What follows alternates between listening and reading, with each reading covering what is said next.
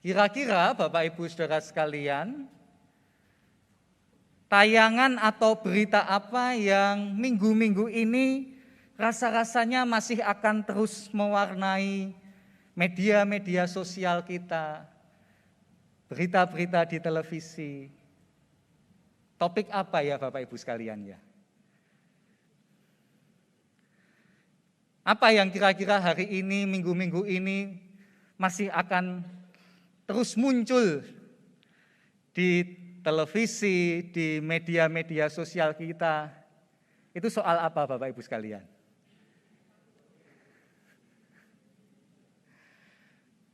Rasanya dari Sabang sampai Merauke kita akan punya jawaban yang sama ya. Jadi yang menyatukan kita ternyata bukan hanya bahasa Indonesia ya, tetapi juga kasus ini ternyata sedemikian rupa menyedot perhatian begitu banyak orang. Ya. Saya kira kita punya jawaban yang sama, yaitu soal kasus kematian Brigadir J. Betul ya Bapak Ibu Saudara sekalian ya? Ada di sini emak-emak yang selalu menunggu episode barunya?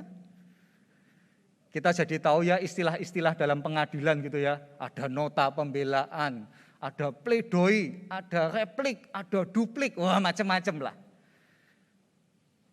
Saya tidak tahu akan seberapa lama lagi episodenya. Nah, saya juga tidak akan membahas dan berkomentar lebih banyak soal kasus ini, biarlah ini menjadi ranah persidangan Bapak Ibu Saudara sekalian. Tetapi saya ingin mengatakan bahwa realitanya, kenyataannya di dalam kasus ini, di sana ada bukan hanya ada keprihatinan, tetapi juga ada nyawa yang terhilang. Ada kematian di sana, ada penderitaan di sana, ada tangisan, ada kerugian yang tidak kecil, ada relasi-relasi yang rusak yang sebenarnya sangat disayangkan.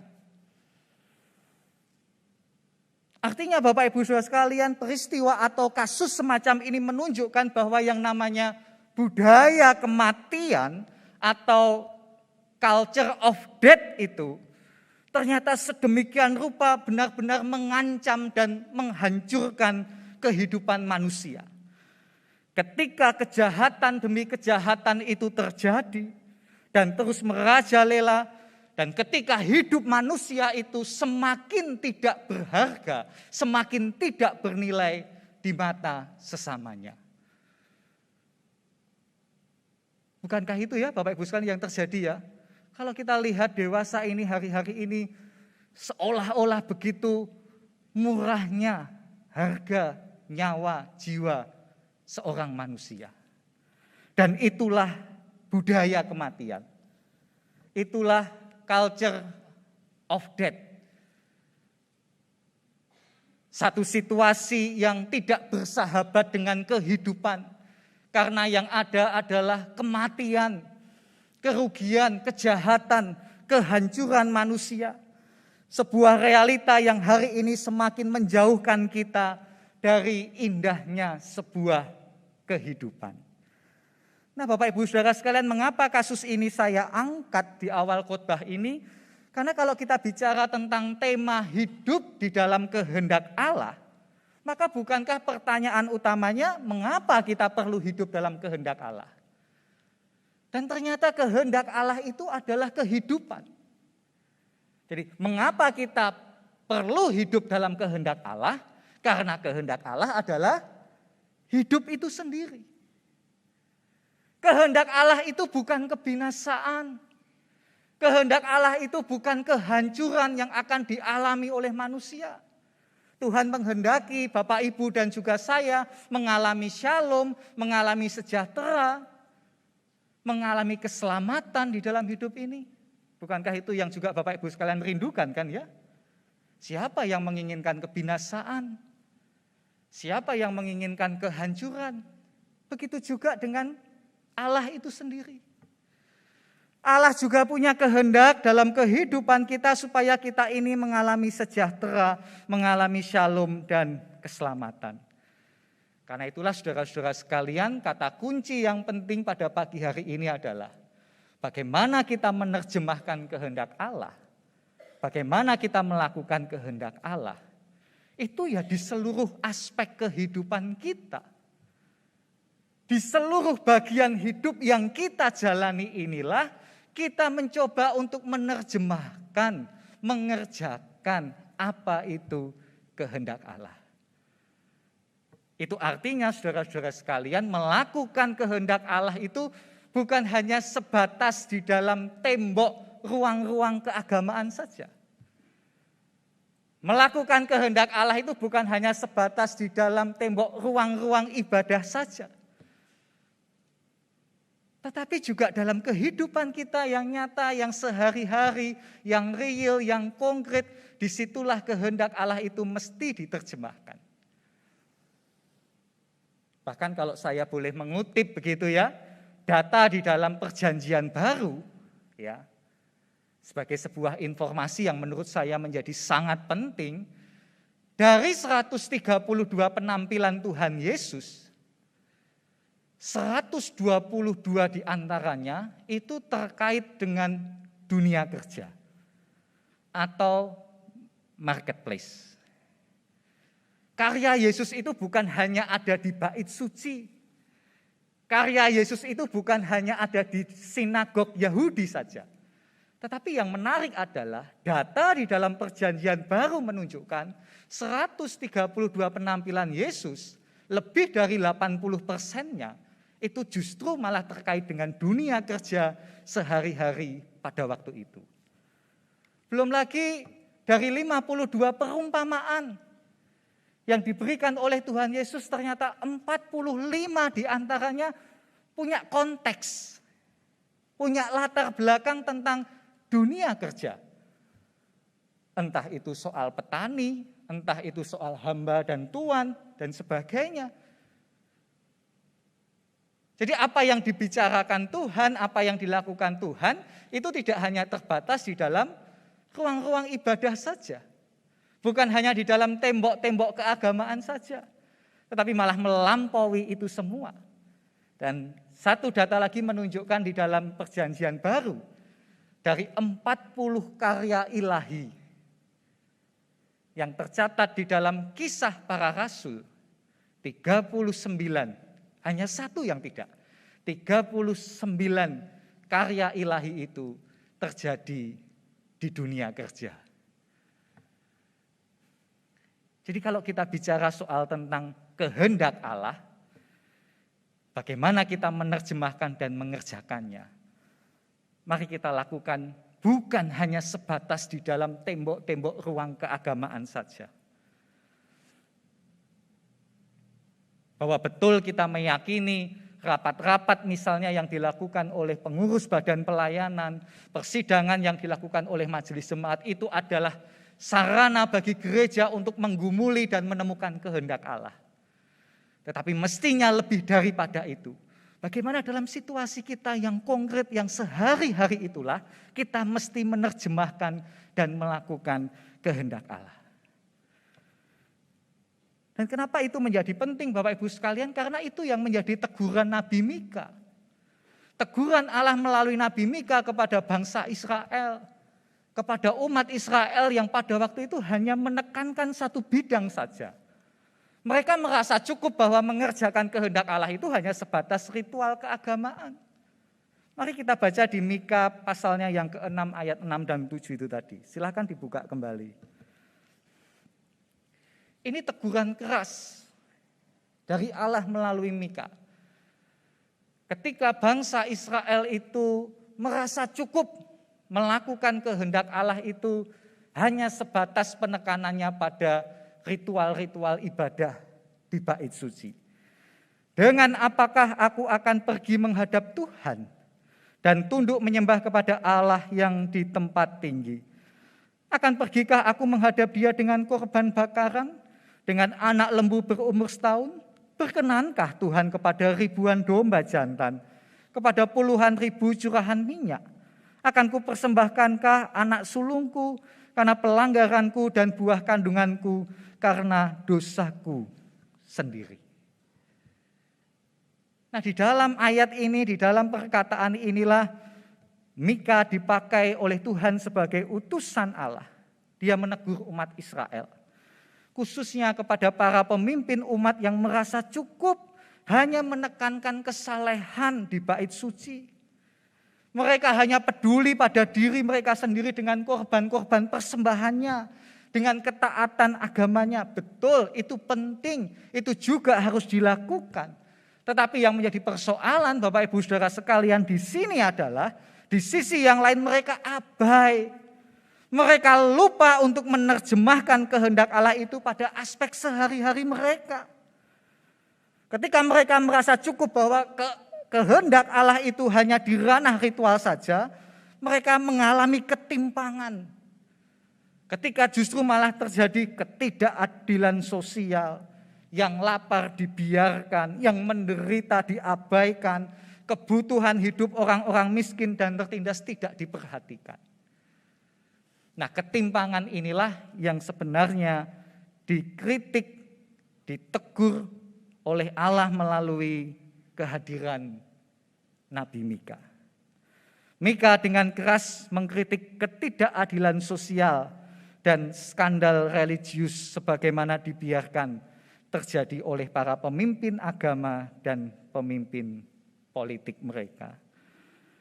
Artinya Bapak Ibu Saudara sekalian, para pemimpin yang mestinya itu memelihara dan mengembalakan kehidupan umat, tetapi pada waktu itu justru mengabaikan tanggung jawab mereka.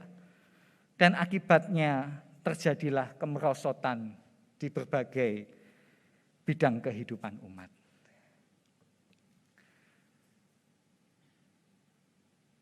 Saya menemukan satu lagu yang paling pas begitu ya, untuk menggambarkan sikap para pemimpin umat di masa Nabi Mika ini.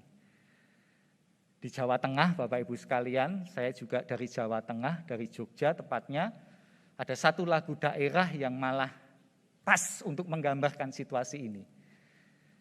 Gundul-gundul pacul. Nah, tahu ya Bapak Ibu sekalian ya, liriknya bagaimana itu? Gundul-gundul pacul, gembelengan. Nyunggi-nyunggi wakul, gembelengan juga, wakulnya glimpang, segone dadi bubur apa dadi sak latar? Dadi sak latar ya. Apa sih artinya sebenarnya lirik itu Bapak Ibu sekalian? Gundul pacul itu apa? Gundul, apanya yang gundul? Kepala. Kepala ya. Pemimpin. Pemimpin yang diberikan pacul. Pacul itu sebuah tanggung jawab. Tanggung jawab untuk mengusahakan kesejahteraan, mengusahakan kebaikan untuk orang banyak. Tetapi apa yang terjadi? Kelakuannya malah gembelengan. Gembelengan itu apa? Serampangan, sak penake dhewe. Enggak tahu kalau menurut orang Surabaya sak penake dhewe itu apa ya? Ya sak karepe dhewe lah begitu ya. Semaunya sendiri. Apa akibatnya? Wakule glimpang. Kehancuran, kesia-siaan. Ya, para pemimpin yang mestinya menggembalakan justru kelakuannya malah gembelengan. Jadi hati-hati loh ya, gembala dengan gembele itu deket loh ya, gembala, gembele gitu. Jangan sampai mestinya yang punya tanggung jawab menggembalakan justru malah gembelengan. Karena ini serius ini gitu ya. Bicara soal tanggung jawab pemimpin yang mestinya mengusahakan kesejahteraan bagi umat, tetapi justru mengabaikan tanggung jawabnya, akibatnya kesia-siaan. Nah, itulah juga yang terjadi dalam kehidupan para pemimpin umat dan juga bangsa Israel pada waktu itu. Yang hanya merasa cukup bahwa kehendak Allah itu di dalam tembok-tembok keagamaan, dalam kesalehan-kesalehan ritual. Tapi di sisi yang lain mereka abai bahwa kehidupan itu bukan hanya sebatas tentang keagamaan. Tapi kehendak Allah itu melampaui itu. Juga perlu dilakukan di luar tembok-tembok ruang-ruang keagamaan. Nah, karena itulah dalam situasi itu Bapak Ibu sekalian, Nabi Mika menyuarakan, ya, ayo umat, tidak abai, jangan tutup mata. Jangan lepas tanggung jawab dengan kondisi di sekitar mereka. Ayo bukan hanya menekankan ritual, oh itu penting, itu juga harus terus dibangun, itu juga harus tetap ditumbuhkan. Tetapi korban-korban di bait suci itu tidaklah cukup. Secara sederhana Mika mau mengatakan seperti itu ya. Umat mesti mewujudkan, nah ini yang menjadi bagian penting, undangan umat untuk melakukan kehendak Allah itu di dalam keadilan, di dalam kesetiaan, dan juga di dalam kerendahan hati. Mengapa keadilan itu menjadi penting pada saat itu? Karena keadilan itu sebuah sikap untuk menjauhkan diri kita dari kecurangan-kecurangan. Bagaimana kita mesti memperlakukan orang lain itu dengan hormat, sebagaimana kita juga ingin diperlakukan oleh orang lain. Saya menerjemahkan keadilan itu sebagaimana apa yang dikatakan oleh Tuhan Yesus. Apa yang orang lain ingin perbuat darimu, lakukanlah juga itu. Itu adil. Dengan keadilan kita diajak untuk kemudian menghormati, respek terhadap yang lain. Sama seperti kita hari ini ingin dihormati dan juga dihargai oleh yang lain. Bagaimana dengan soal kesetiaan Bapak Ibu sekalian? Kesetiaan itu artinya memegang teguh. Berkomitmen terhadap apa yang menjadi kesepakatan. Tidak mengkhianati janji. Tidak mengkhianati kebersamaan dengan sesama. Itu artinya Bapak Ibu sekalian di dalam kesetiaan ada sikap utama. Yaitu sikap saling percaya. Bagi Bapak Ibu yang sudah menikah, seorang suami setia kepada istrinya atau sebaliknya istri setia pada suaminya. Kenapa bisa terus setia? Karena bukankah ada sikap saling percaya, bukan? Karena itu di dalam kesetiaan jangan pernah sekalipun mengorbankan kepercayaan yang diberikan oleh pasangan. Jangan pernah sekalipun mengorbankan, mengabaikan kepercayaan yang diberikan oleh sesama.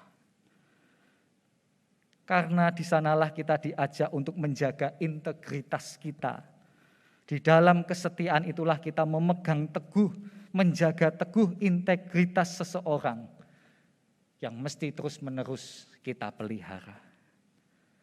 Dan yang ketiga soal kerendahan hati ini sebuah sikap yang mau mengakui bahwa kita ada itu untuk saling melengkapi. Kita ada ini untuk saling menopang, kita ada ini untuk saling menolong. Lewat kerendahan hati inilah kita mau berproses menjadi pribadi yang sadar bahwa kita ini tidak bisa hidup sendiri loh ya. Kita perlu bantuan orang lain, kita perlu kehadiran orang lain di dalam kehidupan kita.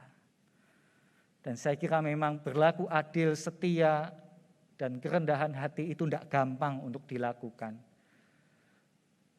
Tetapi kita bisa mengingat dan mendasarkannya pada perbuatan Allah sendiri. Karya Allah yang akan terus memelihara kehidupan umatnya. Kita lihat di ayat 3-5 Bapak Ibu sekalian. Di ayat 3-5 itu Mika mengingatkan kembali apa yang sebenarnya pernah dilakukan oleh Allah bagi kehidupan umat Israel. Umatku, apakah yang telah kulakukan kepadamu? Dengan apakah engkau telah kulelahkan? Jawablah aku. Sebab aku telah menuntun engkau keluar dari tanah Mesir dan telah membebaskan engkau dari rumah perbudakan dan telah mengutus Musa dan Harun dan Miriam sebagai penganjurmu. Umatku, baiklah ingat apa yang dirancangkan oleh Balak, Raja Moab, dan apa yang dijawab kepadanya oleh Bileam bin Beor, dan apa yang telah terjadi dari Sitim sampai ke Gilgal, supaya engkau mengakui perbuatan-perbuatan keadilan dari Tuhan.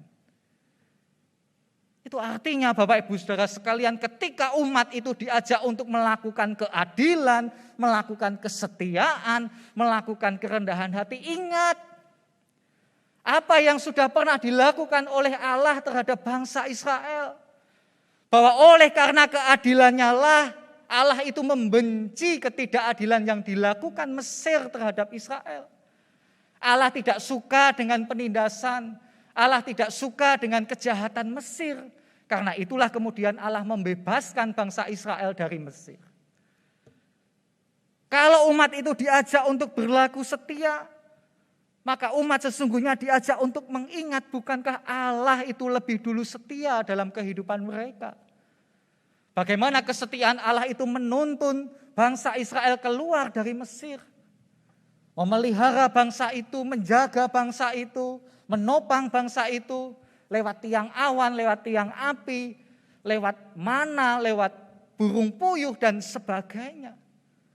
Bukankah itu semua wujud kesetiaan Allah yang mau terus menjaga dan memelihara bangsa itu? Supaya bangsa itu tidak mengalami kebinasaan, tetapi bangsa Israel sungguh mengalami keselamatan. Karena itulah kerendahan hati itu juga menjadi bagian yang mesti dilakukan.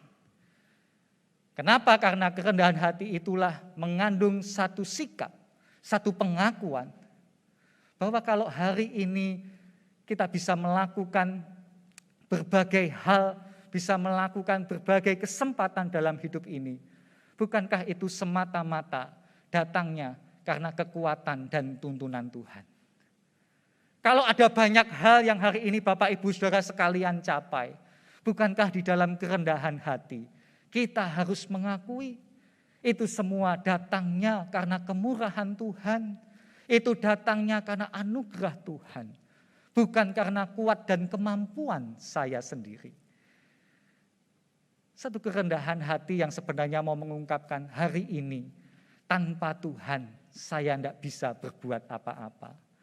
Karena itulah kalau Tuhan menghadirkan orang lain di dalam kehidupan kita, mari hargai orang lain itu. Karena jangan-jangan Tuhan sedang memakai orang lain itu justru untuk memelihara kehidupan kita, untuk melengkapi kehidupan kita, untuk menolong kehidupan kita. Keadilan, kesetiaan, dan kerendahan hati. Jadi mari kita renungkan Bapak Ibu sekalian, bagaimana sikap kita terhadap sesama kita hari ini. Sudahkah kita bersikap adil terhadap mereka? Ataukah justru kita melakukan kecurangan-kecurangan terhadap sesama? Terhadap karyawan kita, terhadap asisten rumah tangga kita, terhadap anggota keluarga kita, terhadap pasangan. Bagaimana dengan kesetiaan kita hari ini? Apakah kita terus menjaga kepercayaan yang diberikan oleh anggota keluarga, oleh sesama, oleh rekan? Begitu juga dalam kerendahan hati, apakah kita hari ini akan terus respect dengan mereka? Atau sebaliknya, kita malah merasa serba bisa, serba mampu, sehingga kita tidak menghargai kehadiran sesama dalam kehidupan kita. Bapak Ibu, keadilan, kesetiaan, dan kerendahan hati ini, ketiganya hari ini diperlukan untuk melawan budaya kematian. Culture of death yang semakin nyata, semakin dekat dengan kehidupan kita. Yang sesungguhnya budaya kematian itu bertentangan dengan kehendak Allah. Tanpa keadilan, tanpa kesetiaan, tanpa kerendahan hati, manusia akan gampang menindas sesamanya. Manusia akan memandang rendah orang lain dan tidak lagi menghargai kehidupan sesamanya. Bagi penduduk Kepulauan Solomon, Bapak Ibu sekalian, mereka punya kebudayaan atau kebiasaan yang unik. Saya ingin menutup khotbah ini dengan menceritakan tentang kebudayaan penduduk Kepulauan Solomon. Apa yang unik dengan kebiasaan mereka, Bapak Ibu sekalian? Jadi begini, kalau mereka itu akan membuka lahan baru untuk dipakai pertanian atau ladang, lalu mereka itu menjumpai ada pohon di sana, maka mereka bukan memilih untuk menebang pohon itu. Jadi untuk menyingkirkan pohon itu, kita di sini sebagaimana umumnya pasti akan memilih untuk menebang ya. Entah itu dengan kapak, entah itu dengan gergaji dan sebagainya. Tapi tidak untuk penduduk Kepulauan Solomon, Bapak Ibu sekalian. Bagaimana mereka menyingkirkan pohon itu? Bagaimana mereka mematikan pohon itu Bapak Ibu sekalian? Mereka akan meneriaki pohon itu, mereka akan memaki-maki dengan kata-kata kasar, dengan cacian, dan pokoknya semua hal yang negatif Bapak Ibu sekalian.